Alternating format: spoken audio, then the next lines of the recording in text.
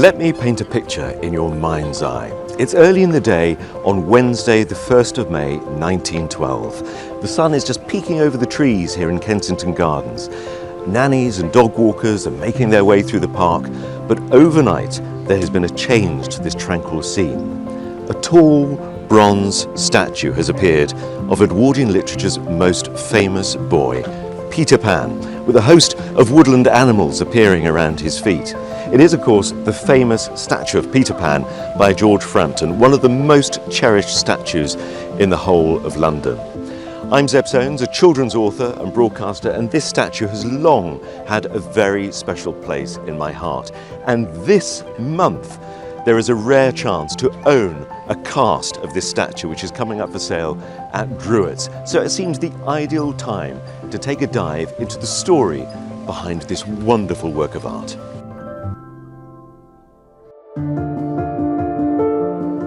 Let's begin a few years before the statue was cast. I've come to 100 Bayswater Road.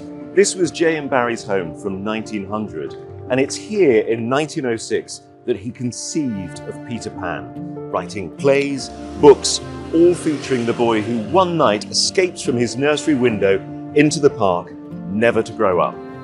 But it required another great visionary mind to create our sculpture, the artist George Frampton. George Frampton was a member of the British art establishment whose romantic style perfectly suited the statue of Peter Pan. There's a wonderful photograph of him in his studio working next to the sculpture in a little felt hat looking every inch the Edwardian artist. There was another reason why Frampton was so suited to this project, and that's because he was a father. And though his son Meredith was a teenager, it's clear that George Frampton had a real fondness and understanding of children. Let's go back to that May morning in 1912 when the statue appeared. It was accompanied by an advert in the Times which read, "There is a surprise in store for the children who go to Kensington Gardens this morning. They will find a May Day gift by Mr. J.M. Barrie." Although the idea for the statue came from J.M. Barrie, for George Frampton, its sculptor, it was much more than just a commission. He was deeply concerned with how children would interact with the sculpture. There are actual handholds cast into the bronze to help children get up to meet their hero Pan, but they were slipping in the mud at the base of the statue, so he appealed to the park authorities to pave the ground to make it safer for children to interact with the statue. The sculpture became an overnight tourist attraction.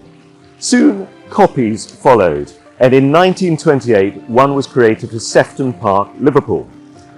In 1987 the Sefton Park sculpture was then used to create a limited edition of 8 casts, and it is one of those 8 created by the Morris Singer Foundry that's coming up for auction at Dreweatts for the first time in almost 40 years.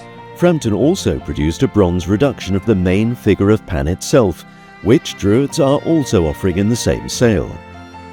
100 years since George Frampton first created his statue of Peter Pan, it still embodies the magic and innocence of childhood.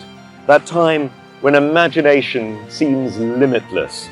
To encounter one of these rare casts today is not only to experience George Frampton's great skill as an artist, but also the timeless quality of J.M. Barrie's boy who refused to grow up. And now, as one of these casts comes to auction, collectors have the opportunity to own a piece of that enduring enchantment. You can find out more about the sale at Dreweatts.com.